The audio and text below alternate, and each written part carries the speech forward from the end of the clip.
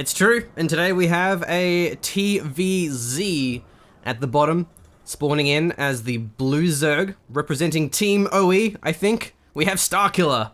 And his opponent, up the top left of Frozen Temple, spawning in as our Terran, it will be EJK.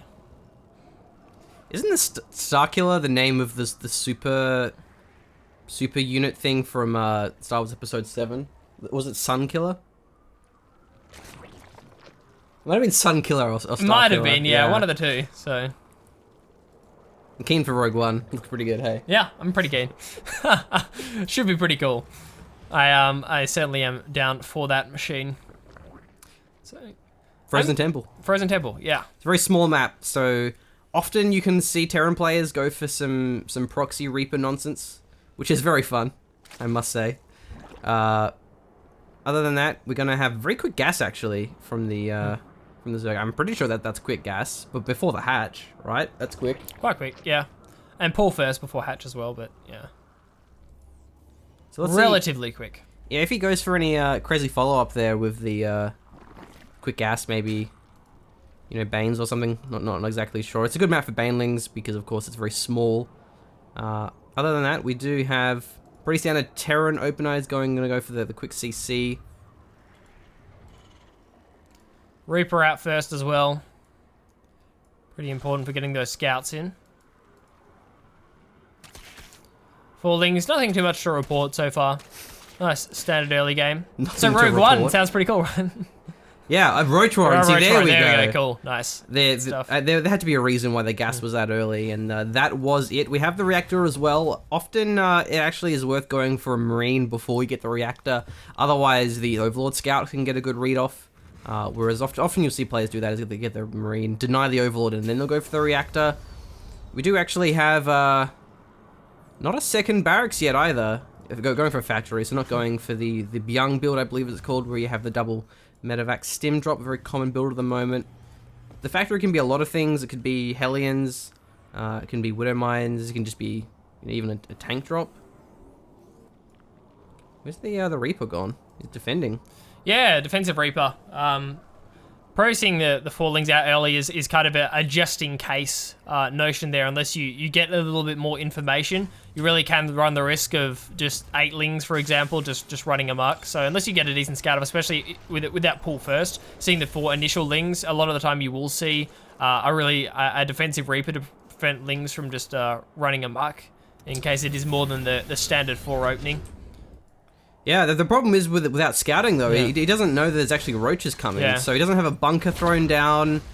He's building Hellions. You know, see that's the problem. If he sent the Reaper out, he would have had the information he needs. Ravager's going to be called in as well. And he would have done, but the problem with that is, like, and then if it was a ling, if it was lots of lings, he would have straight up lost the game, like. And the Reaper went down, so he can't use the bomb on that. Yeah, exactly. Yeah, he's going to actually pull out his SCVs, I believe, as well. Maybe get build a bunker on the high ground. I mean, bunkers aren't amazing versus Ravagers, but they still will stall. What you really want to get is a tank and a medevac, but he's so far off because he went for a 3rd CC. Oh no, machine! And that is not standard at all, especially when you have absolutely no idea what's coming for you and you're going for that defensive Reaper. Normally see more of a defensive build. Instead, these Ravagers going to come straight in. We see the SCV pool coming out, going to run all of them backwards. The new Cyclone! I didn't realize this was out. This must just be like a test build or something, but man, this Cyclone is so powerful. FCV is going to be attacking as well. He's lost a fair bit of FCVs though. They're only down at 15. Going to be mass repairing. No, he's out of gas. He can't repair his Cyclone anymore. Oh, wow. More FCVs are going to be sniped down. These roaches are running amok inside of the base of EJK. This essentially looks like the end of the game. Well, you can actually build 2 at a time now because the reactor allows you to build double Cyclones. So the Cyclone has been changed a lot here. You have the lock on against air. It's pretty weak though, but it's enough to get Overlords down. I believe, are they cheaper as well? Can't remember, but can't remember. There's a lot of adjustment to Cyclones, so yeah. Exactly. So I think this is really where they excel at is against things like Stalkers and against things like Roaches, and even actually Ravagers as well, because Ravagers are now armored, so you'll have the extra damage versus them. But still, I mean, that was a crazy amount of damage dealt. Yeah, how many SCBs do we end up seeing going down? I mean, look at that worker difference. That's nuts. 16 compared to the 40 drones coming in here from Starkiller. So Starkiller stays alive and doesn't lose the game now. He should just straight up win. Actually, I mean, there's no units here. There's no roaches at all. seems like a complete overinvestment. I mean, into too many drones here, and he's even got the. Yeah, this is odd. Units probably would have been the better choice here instead of going for upgrades. Yeah, it's a risky move here. And, I mean, the Queens have no energy. There's not enough for transfusers here. He's got some roaches now, but they're dying so fast. I mean, really, he'd want to get some Lings out against the Cyclones, because there's only one Hellion left. The Queen's a bit more durable because obviously they're not armored, but losing both of them now, and even the Evos are a little bit exposed here, and that's going to be very important if he gets them.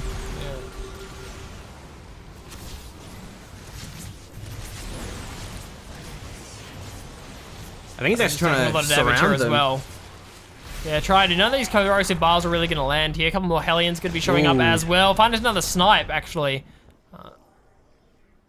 What do we see? The tech coming in here for Starkiller inside the base. What's he got? Nothing really. He's going Roach Speed. I think it's Roach Speed. Maybe it's Roach Burrow, I don't know. It's Burrow, yeah. Glial Reconstitution, maybe that's where they can move while burrowed. But a lot of pickoffs here with Ravagers and the Roaches.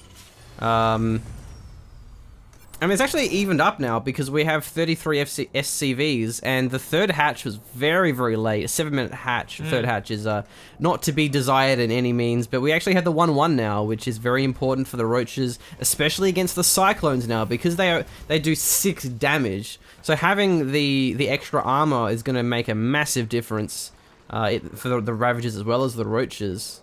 This is actually a cool play as well. Spreading a bit of creep.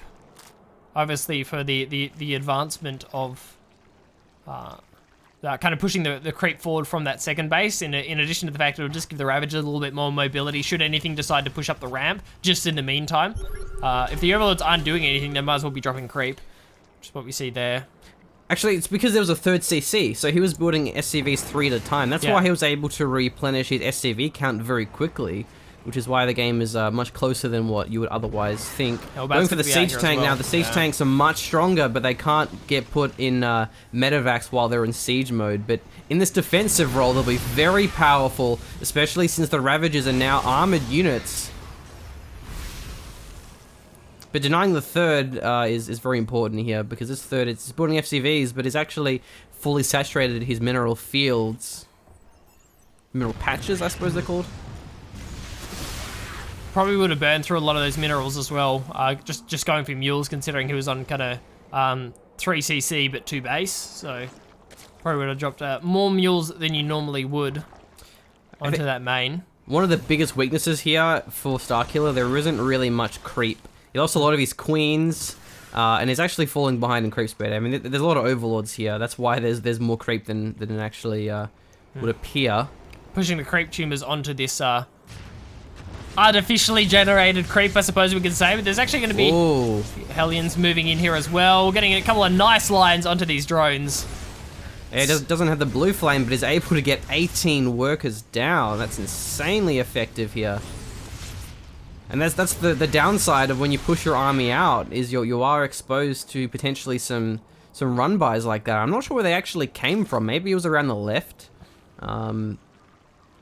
Maybe even the right even wasn't watching, but yeah, that was nice. And we have the third CC moving out now. That Hellion run-by was so important because now he's actually able to push out his tanks, and because the tanks are very immobile now, you can't tank evac them, so pushing out is actually very difficult.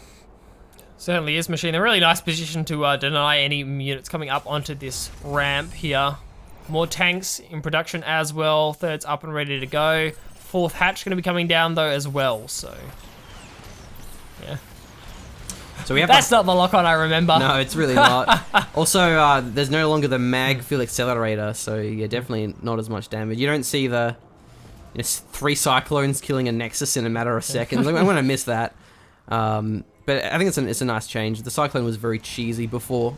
It was kind of really an early game unit like the Reaper that required too much APM to really be effective. So we have just more Roach Ravager, actually some Hydras as well. Hydras, I believe, have more range, so they're going to be much more effective, especially against the Cyclones. Cyclones, again, they only do half damage against non-armored, so Hydras are going to be a great counter to them. And with the Hive, maybe he'll go for the Vipers. Tanks are very, very deadly if they're set up, as I said, so having the Vipers with their, I believe it's the Binding Cloud, where it reduces their range to 0. Is a great counter to the tanks, and there isn't really much anti-air. There's 4 Cyclones, but again, their anti-air is much weaker now.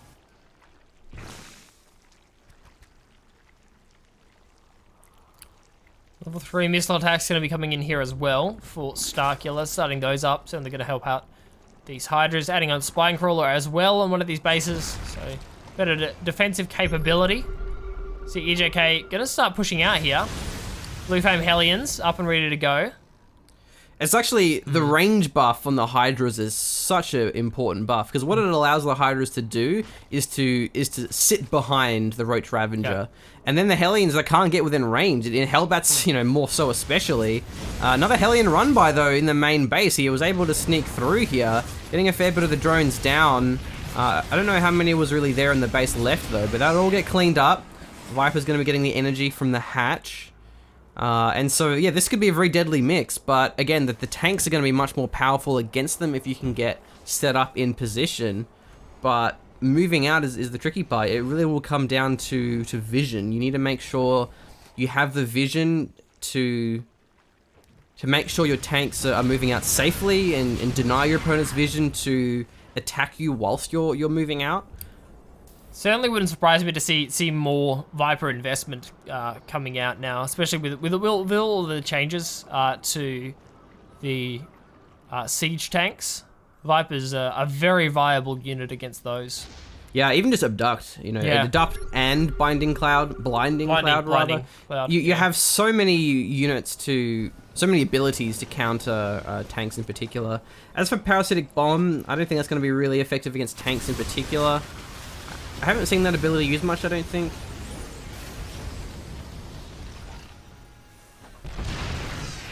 I guess this is more area deny for air units. It is, yeah. Okay. Have you seen that ability used? I have seen it used, yeah. Yeah, it is more area deny. You don't see it a lot to air units, so especially massed up grouped air units. So can we see some abducts here? I mean, it is a composition that will snipe down abducted units quite quickly. 4th base here with a planetary. There's just so many Hellions as well. I like the turret actually. It's going to make it a bit harder to use the Vipers. Drone count slightly higher at the moment. Both of our players are maxed out. Spine Crawlers are going to be nice at defending against these Blue Flame Hellions. The run-bys are pretty devastating, so we've seen so far. The creep spread is still pretty lackluster, though. Yeah, it is. He needs way more creep spread, especially against mech. Okay, here we go. Cyclones and Hellions pushing out. The tanks are nowhere to be seen, however. Viper missed micro a little bit there. They're actually in the front of the army, not really going to be doing much good here. I see him pull a few more of them forward. We see any blinding clouds coming out. Yeah, a few of them going to be landing. This is actually a kind of a weird fight to make, because there's going to be tanks nearby as well firing, but still, most of the tanks are out of position, and that is a really nice place to fight, is because... I said it was a weird fight because there isn't really any vulnerable targets here, but because he caught the tanks out of position... Okay, this is bad though. No, don't go into this. No. But because the bulk of the tank army was near the 4th and near the 3rd, so he was able to find a window where the tanks were out of position, and get a bit of damage done here. Going to be going for the supply block here as well. That's really going to be a nice play. Doesn't have the option to go for further siege onto that 3rd because he lost all of the Vipers. All the Vipers went down here for Starkiller, so he's just relying on these remaining ground units, but he's going to snipe down the orbital. That goes down. Several of these depots have gone down as well, so the wall is broken.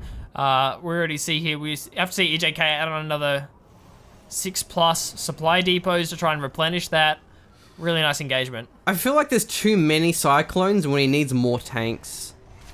I mean, I haven't seen enough of this patch. This is actually my first game playing or seeing this. But I feel like if he had more tanks, he would have benefited much more than the Cyclones. Especially if we see more and more Hydras come out, which we are. It's mainly a Hydra mix here. If we look at it in the unit tab, it's 12 25 Hydras, 16 Roach. So it's mainly Hydras. And the Cyclones won't be that effective. We actually do have the Roaches now. Ultras? So it's Ultras, I mean, yeah. So the Viking micro is a little bit, the Viper micro was a little bit lackluster during the previous engagement. Hopefully we can see something a bit better this time. Holding on to the Vipers and trying to land follow-up blinding clouds would be the way to go, I feel. So. Oh man, those Cyclones will do nothing against them. Okay, here we go. Look at the adapts come through on the Cyclones, even the tanks as well. The Cyclones, their damage will be absolutely nothing against the 8 armor of the Ultras. The tanks, however, they're a different story, but they're gonna get chased down, and I think that'll be GG here. It certainly looks that way. Really solid abducts coming out there from the Vipers, gonna be pulling in all of the tanks, and then we see the GG coming out from EJK.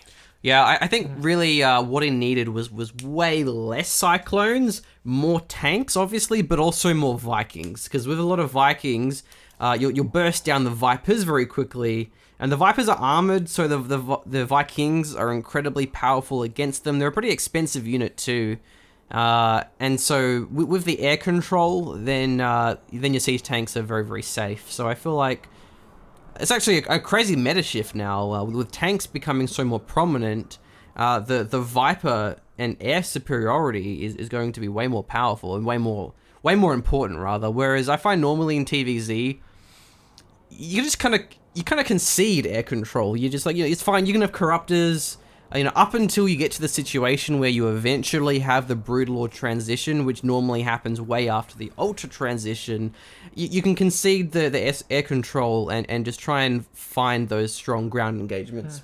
But now, I don't think so. You're gonna have a harder time dealing with the Vipers now, since you can't just pick up your tanks and fly away. Yeah, we also we didn't see a lot of run buyers coming in there from EJK. We saw kind of enough during the mid game with those Hellions, but we really didn't see much more than that. A lot of spine crawlers actually is quite smart, especially given the lack of creep spread coming in here from Starkiller. Yeah. He really didn't have the option. He didn't really have any defensive units or ways to defend these bases short of actually going for these spine crawlers here. So, and that was nice. Like the 3 spine crawlers there. I had some down here and too. it makes sense given the complete lack of bio coming in from EJK. With the units that were doing the run buys, which are really those Hellions, the main thing. Spine Crawler is fantastic at defending against that, and it means less focus on creep spread and more focus, I guess, on the Queens, who I'm assuming were just injecting the whole time, blowing their energy on injects, trying to get a max out here for Starkiller rather than putting more creep spread down. Isn't this just so sad, though? It is, just seeing that gap of creep between the 2 bases. This should never be happening. And same here as well. This is even worse, because this is the 3rd and the 4th. But either way, as you say, Starkiller was playing it very aggressively, and he was obviously able to take this game. I mean, there's a pretty big distance between the 3rd, the 4th, and the 5th, so I feel like it's going to be even more important to find the weaknesses in the Terran's army, since the tanks can't move around. But anyway, that'll wrap us up for now. That was a nice little sneak peek at the new patch. I believe these changes aren't final. It's kind of like the experimental changes, but I'm pretty sure the tank and the Cyclone changes will go ahead. And actually, I'm looking forward to playing them. It does sound really interesting. I feel like Tankovac, it's fun as a Terran player, but they're a little bit too good, and they're a bit too general as well. Especially because, you have your Medivacs, which will also help your bio. So it's like, mech isn't really a thing, because it's just always bio mech with tank Medivacs and bio, and not really much room to commit to a certain type of playstyle. But yeah, thanks for watching. See you next time. Subscribe for more StarCraft 2 content. And of course, if you want to support the channel, you can do so through our Patreon. Thank you.